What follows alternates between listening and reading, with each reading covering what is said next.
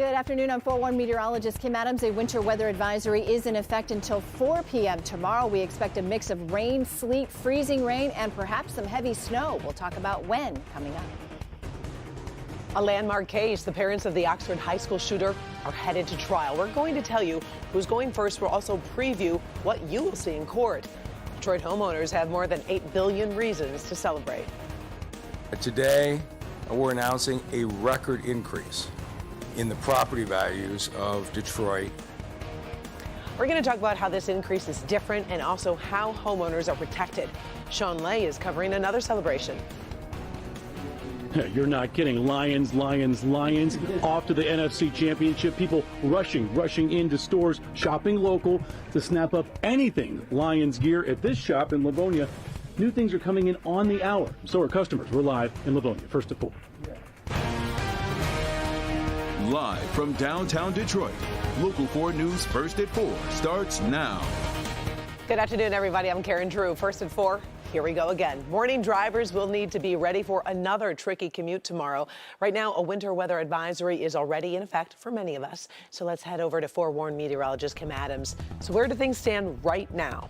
Well, as of right now, there is a winter weather advisory, and it's for all of southeast lower Michigan, including up into the thumb. But that doesn't mean we're all going to experience the same kind of weather. If you're south of I-94, you'll get more rain and freezing rain. North of that, looks like you'll get more freezing rain and snow as well, could be heavy at times. We'll all get some freezing rain overnight tonight. Snow to the north, rain to the south on Tuesday. Later in the afternoon tomorrow, there should be a changeover to mostly rain, but at this point, looks like there could still be some snow mixed in our northern counties. And then rain later this week all the way through Thursday. Temperatures right now are key. Instead of dropping, they are rising a bit, but we are seeing a few places get some sleet. 32 right now downtown, 30 in Mount Clemens, but only 28 in Pontiac. Wind chills are in the teens to low 20s. If you're headed downtown to the Pistons game, just know that we could have a little bit of freezing drizzle, but otherwise just mostly cloudy skies. For tomorrow, that's when we get into things, especially for that morning commute. So we're going to break this down hour by hour coming up. All right. Thank you, Kim. This is big. The nation's watching this one. Less than 24 hours before jury selection, an Oakland County court revealed Jennifer Crumbley will be the first parent of the Oxford school shooter to go to trial. Jennifer and her husband James are both charged with involuntary manslaughter, but their trials have been separated. This is the first time parents of any school shooter in the U.S. will answer to criminal charges in court. Jennifer's trial starts tomorrow. Her husband's is set for March 5th. The shooter's parents have argued they didn't know their son was planning a school shooting. Today, Christy McDonald is previewing what to expect as jury selection starts tomorrow. A lot to unpack here, Christy. Absolutely, Karen, and you're so right when you said the country will be watching this case as jury selection sets up tomorrow. All right, it is going to really set up the question of, should a parent be criminally responsible for a child's conduct? Could they have foreseen that this could happen? And really, does their action or their inaction, did it lead to the events that happened here? That's what the prosecution has to prove. And it's not just, were the Crumbleys bad parents? And really, this is going to be a difficult time again for the entire Oxford community as details of the shooting are going to be played out again in court. Obviously, this case has been covered. The little tidbits have come out, but we hear about evidence. What is going to be allowed in? What's not? What are you hearing? Yeah, Karen, there's been a lot of back and forth, obviously, about what evidence is going to be in this case the last couple of months. So will evidence of video of the shooting be in? Yes. Evidence of alcohol use or drug use by the parents? No, that can't be introduced. Affairs that parents might have had? That cannot be introduced either. I'm going to be going through all of what might be in evidence here and how this is going to play out as we watch this happen coming up tonight on Local 4 News at 6 o'clock. So I hope you join me then for that. All right, a landmark case indeed. Thank you, Christy. A lot to consider. Now, by the way, once the trial does get started, we are going to have streaming coverage of Jennifer Crumbley's case on Local 4 Plus. So if you are not already using Local 4 Plus, download the app on your TV. You can also watch at clickondetroit.com. So if you own a home in Detroit, we've got some really great news that's going to make you happy. City of Detroit is touting a record jump in property values, and Mayor Mike Duggan wants homeowners to know they have 2 reasons to celebrate. The mayor announced home prices in Detroit are up 23%, and that's just in 1 year. He also says we're seeing increases in every neighborhood now instead of just a select few. The mayor also points out the state constitution limits increases in property taxes to 5% or the rate of inflation, whichever is lower. So owners should not be priced out of their homes. The mayor says the value of Detroit homes now totals $8.7 billion, tripling in 7 years. I don't care what you bought, Microsoft, Apple, I don't care what you bought on the stock market. There was no investment in America that is better than a 300% gain in owning a house in the city of Detroit in the last 7 years. I actually have a neighbor who moved, and her house sold for 2 times the original amount that she bought the house for. So, of course, that makes me happy because I live next door. All right, so here's the deal. City residents should be getting their tax assessments in the coming days. The mayor is also urging people to use the appeals process if they feel their home value has been misjudged. Well, by tomorrow night, there could be another big shift in the political landscape for the 2024 presidential election.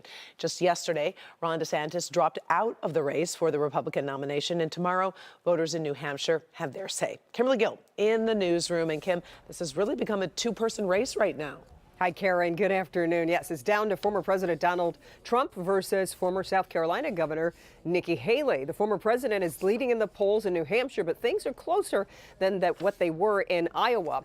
Haley is hoping for a come-from-behind victory, or she needs to win enough votes to show she's at least competitive with the former president.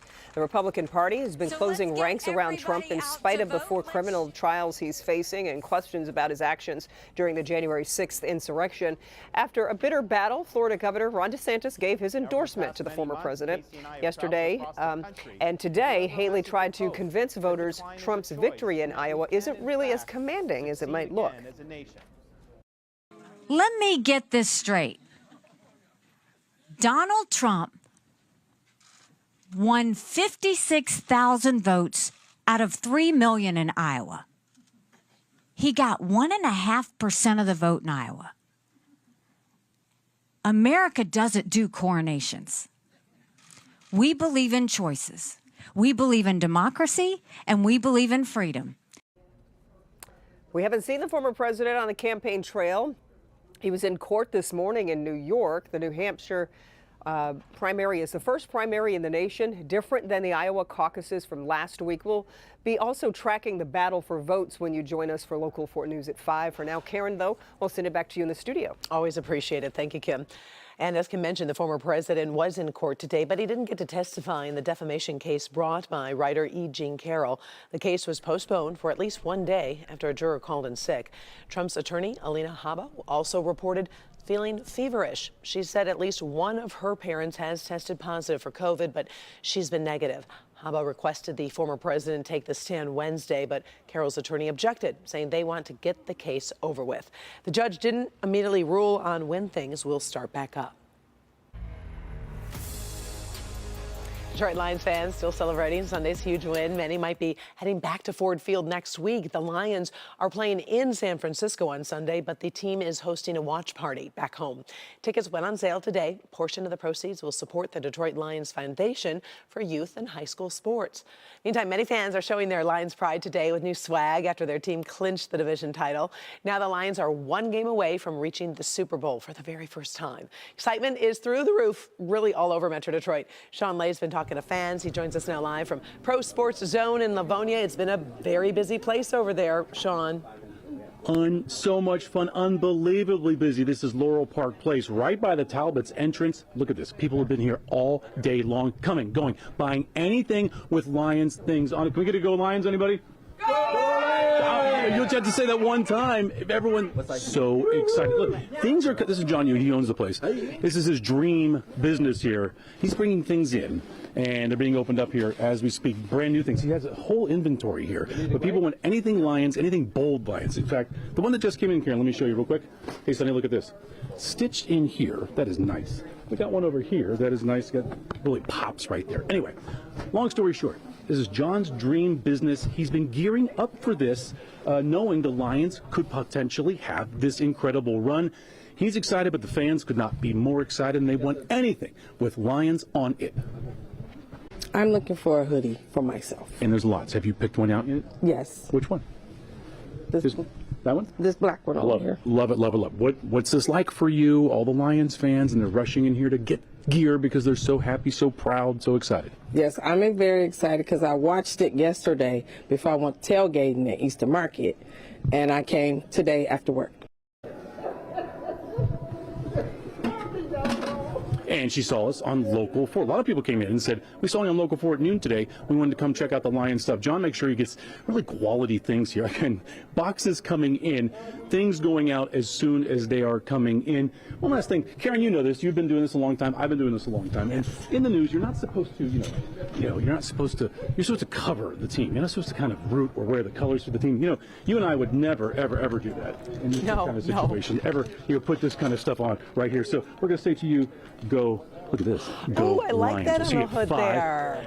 Oh, that's How cool. about that, right? Check it out. Yeah, I so, like that. and it's all sewn in. Very nice. More of this at 5. And we're checking flights and tickets at 6.